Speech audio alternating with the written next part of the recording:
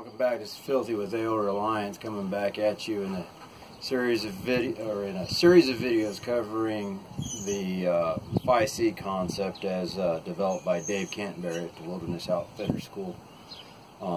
In our progression of outdoor recreation and wilderness survival for beginners, and going and learning what is most important, what you need to look out for in any situation you're in. This week we're going to be covering the topic of cover. The previous video was on cutting tools.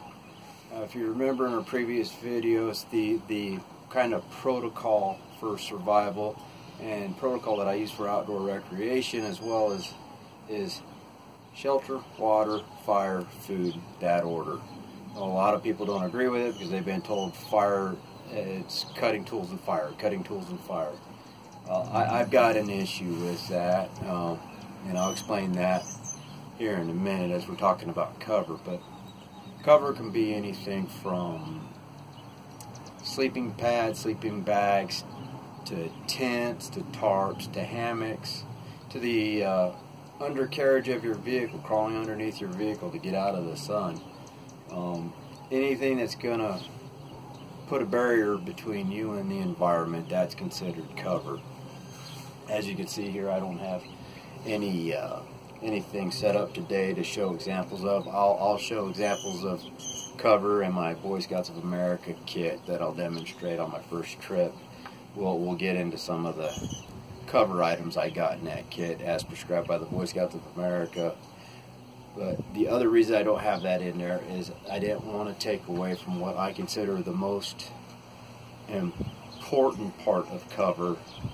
And for, a lot of you guys, this might interest you because you buy into the whole concepts of E.D.C. and bug out bags and get home bags and all that commercial name and culture or wording for survival. So I guess you could say in a way this would be, your ultimate everyday carry for cover is simply the clothes that are already on your back, being dressed for the environment that you're in. Having the right set of clothes on in outdoor recreation or in a self-reliant situation is going to keep you alive more so than a fire will, and I'll explain here. Fire isn't the end-all be-all, don't get me wrong. It's very important, and there's something soothing about a fire, don't get me wrong. I love having fire as quick as I can put it up, but it isn't necessarily the one thing that's going to keep you alive. Staying dry, insulated, and warm is going to keep you alive. And if you don't believe that statement, just look at any documentary on Mount Everest. People climbing, summiting Mount Everest. Talk to somebody that's done it. There's no open fire at base camp. All the heat they bring in, it's oil-based heat. Outside of that, it's the clothing on their back that's keeping them warm and insulated. There's no fires on that mountain because there's no material to burn on that mountain. That's why I say cover is the most important. I am developing trying to put together a set of clothes for Arizona that's going to suffice for me from 100-degree temperature down to 10 degrees. And I started yesterday, and I bought a first couple items at REI.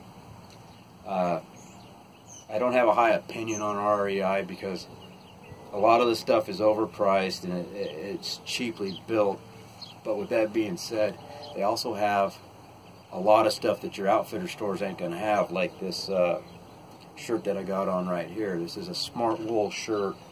It's 87, 90% merino wool. I forget what the other 13% is made out of, but it's moisture wicking, it's fast drying, and in hotter conditions like today, it's like 96 degrees out today, right now.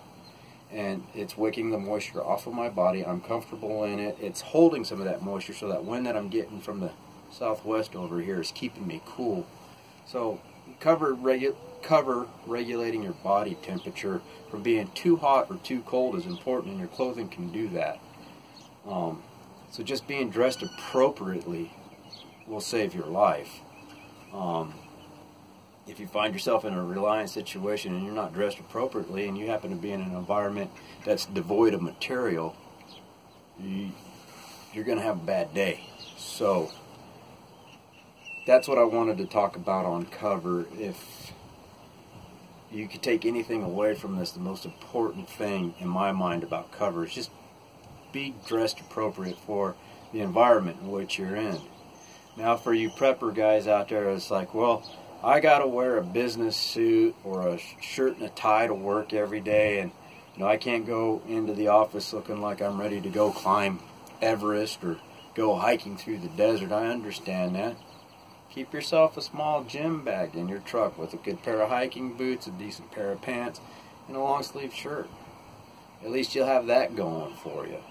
And if you find yourself in a reliant situation where you've got access to dry material for fire, get your fire up. Just make sure you got your shelter taken care of first.